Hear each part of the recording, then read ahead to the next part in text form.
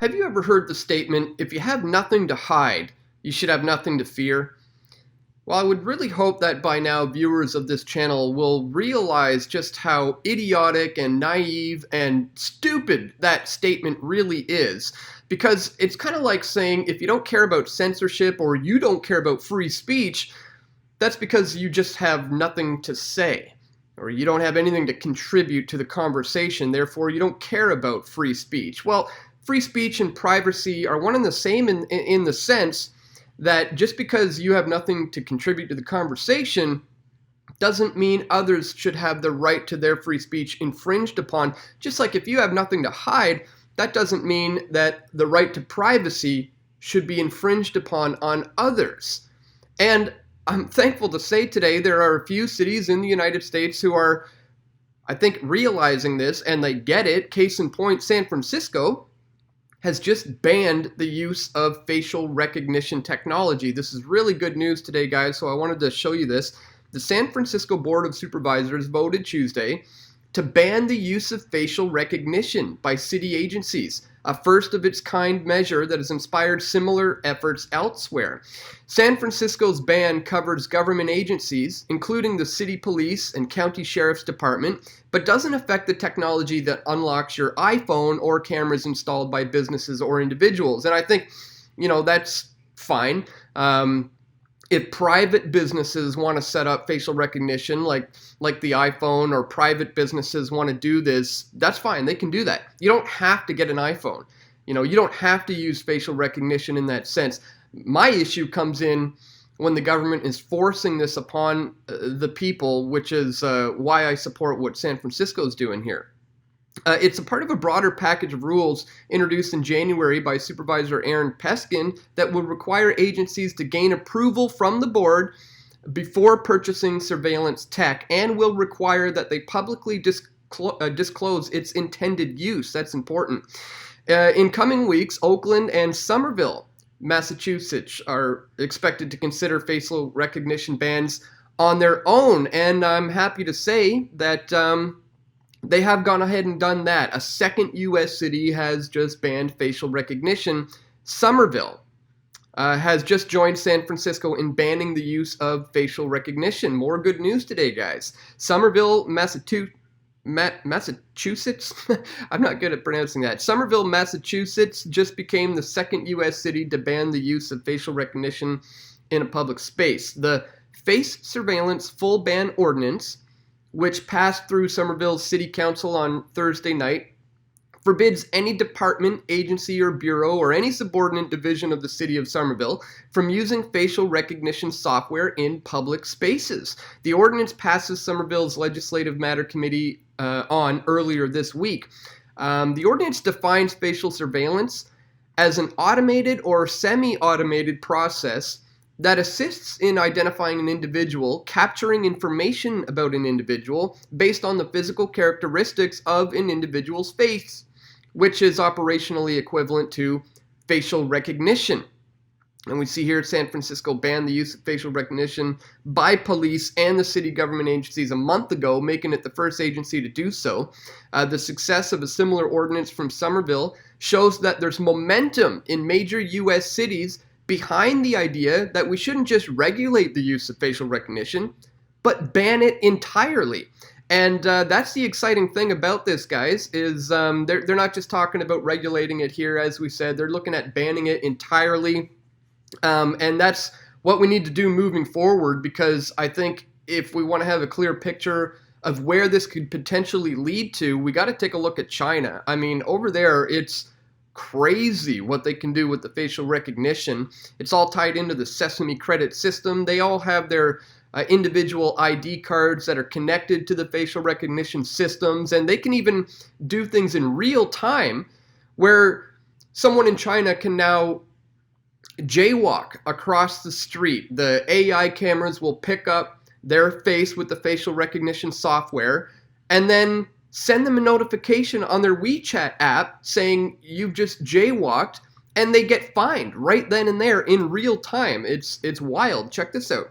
China using facial recognition technology to send jaywalkers fines through text messages.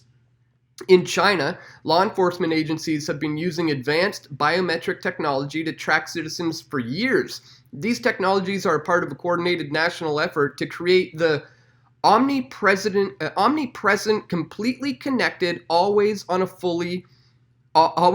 fully controllable video surveillance network envisioned by the Chinese Ministry of Public Security in 2015. Yeah, more like envisioned by the book 1984, written by George Orwell. And you know what? They haven't even gotten this down, to a T yet. They're messing up left, right, and center. Check this out. Chinese businesswoman accused of jaywalking after AI camera spots her face on an advert. She's this lady here. She's on the side of a bus. A bus goes driving by on an intersection. The AI facial recognition camera picks up her face, and she gets publicly shamed for jaywalking.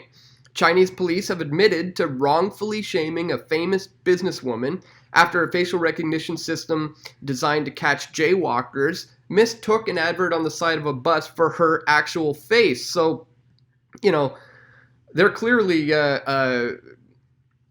don't have this under wraps and are messing up left, right, and center. And they have the ability to do this in real time. That's scary. This is important to note too, guys. This just out from The Guardian. Chinese border guards put secret surveillance apps on tourists' phones. So they're not only doing the heavy spying on their own citizens, this expands to anyone who visits the country.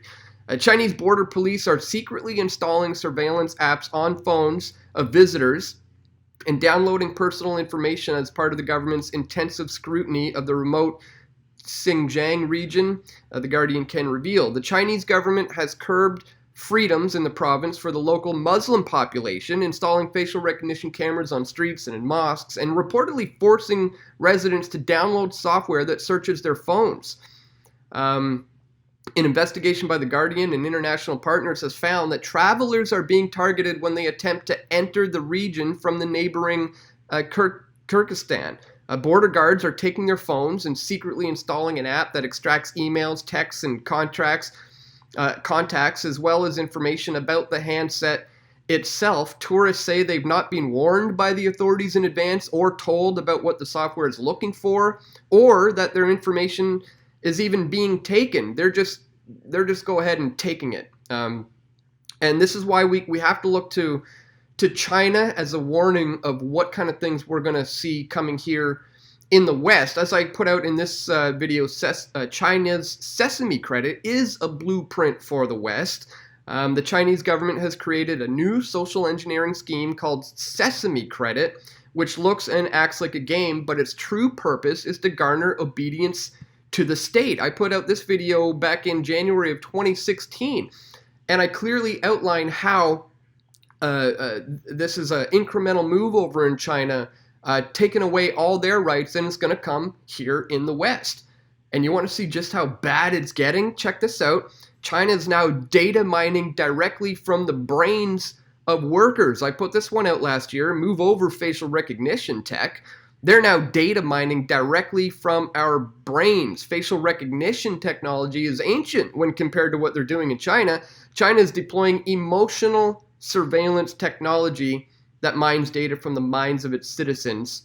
But an important point to make is that it's still voluntary here in the West. Whereas in China, they're moving towards making this more and more mandatory. But here we still have the option, right? I mean, we have things like this.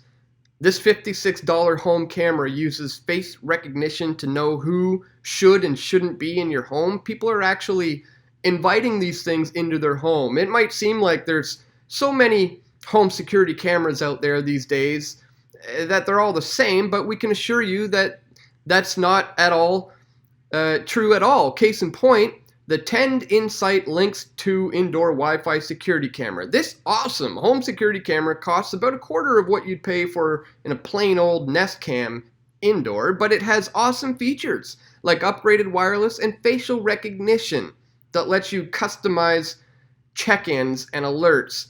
It's awesome. Look at this. Facial recognition. Intelligent facial recognition software lets you choose who your camera recognizes and gets a check-in notification with familiar faces. They also offer free cloud storage. Yeah, I can't see any potential problems there. You guys may remember this. I posted a year ago, busted, Google and Amazon digital assistants, patents for spying exposed. It's no longer just some conspiracy theory that we're now living in a Big Brother Orwellian nightmare. Our so-called smart devices in our smart homes have been designed to spy on us for the purposes of advertising and for control. In this video, Dan Dix of Press for Truth covers a bombshell expose released from Consumer Watchdog, detailing the patents that Google and Amazon filed for spying on you through devices such as Alexa and the Echo. And not only have people been inviting this into their homes here in the West, but it has gotten mandatory in a sense. We have this, Amazon's Alexa Echo Dot installed campus-wide. The Orwellian nightmare is here. In this video, Dan Dix of Press for Truth exposes the latest announcement from the University of St. Louis to install dorm-wide spying devices courtesy of Alexa by Amazon. So this is where things are heading here in the West, guys. I want to point you to this video as well. Check out the iPhone X exposed. Biometric identification is just the beginning. Again, this is an incremental move towards getting us used to facial recognition. And as I pointed out in this one, AI, facial recognition, and government will merge into an unholy trinity of surveillance. Links to all these will be located in the description below, guys. It's really important that we look to the China model, and their system of Sesame credit, real-time facial recognition linked into the government databases, finding you in real time, and the fact that that is the plan to come here in the West. That's the plan for AI facial recognition technology here. So really happy to see that the City of San Francisco and also Somerville have taken the groundbreaking initiative to ban facial recognition in their cities from by uses from the police and any government agencies. I think this is just fantastic. This is good news. So please click the thumbs up button on this one, guys. Share this one. Let people know that we have some good news when it comes to censorship and when it comes to free speech. Because as I'm sure you're aware, that has been heavily under attack lately. This channel is under attack when it comes to censorship and free speech. And that's why I also want to leave you today with encouraging you to check out this campaign, PFD Demonetized. If I had $1 for every subscriber, we could make the MSM obsolete. And this is where you can make a one-time donation if you appreciate the work and the effort that I do here at Press for Truth. You can also check out pressfortruth.ca/donate, where you can make a one-time donation here with PayPal. You can click here to donate Bitcoin, or down here for other cryptocurrencies. If you click here, you can become a patron. Or if you don't like Patreon, you can use the Patreon alternative, where you can sign up for a monthly amount here. And if you don't like PayPal in general, you could always use Subscribestar as well. Subscribestar.com/pressfortruth. Here you can subscribe to me for a monthly amount, and it's very greatly appreciated when you do, guys, because as I said, we need your support now more than ever. They're clamping down on us just like they are everyone else. So we need to stick together and we need to help one another.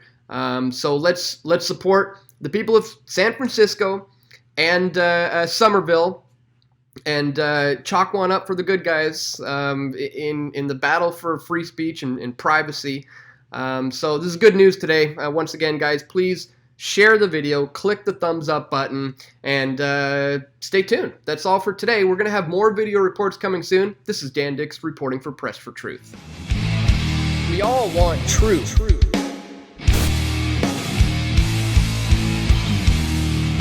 The truth will set you free.